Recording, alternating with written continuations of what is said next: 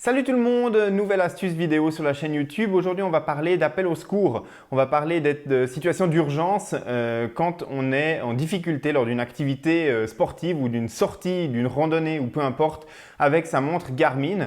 Sur les modèles relativement récents et puis au travers de Garmin Connect Mobile, donc si on emmène son smartphone, on peut déclencher un message d'alerte, un appel au secours ou en tout cas déclencher un message d'urgence au travers de sa montre, pour autant qu'on ait préalablement configuré cette option.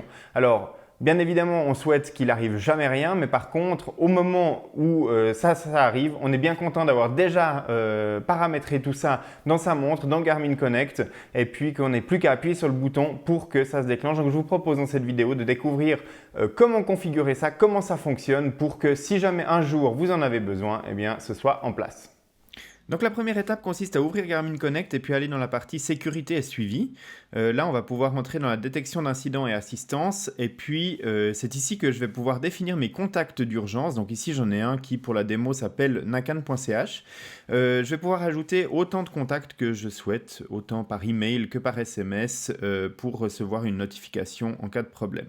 Et ensuite, je vais m'assurer que je synchronise correctement mon appareil Garmin sur lequel je veux utiliser la fonction de SOS pour que les nouveaux paramètres aient été enregistrés.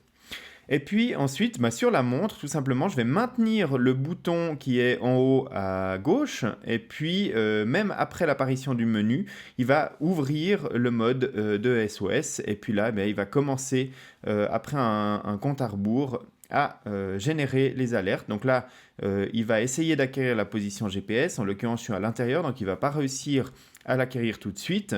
Et puis, après avoir essayé un certain temps, il envoie sans la position un message alerte. Et puis, on voit sur le smartphone qui est juste à côté que peu de temps après l'envoi de l'alerte, je vais recevoir un SMS qui va m'avertir que mon contact est en difficulté.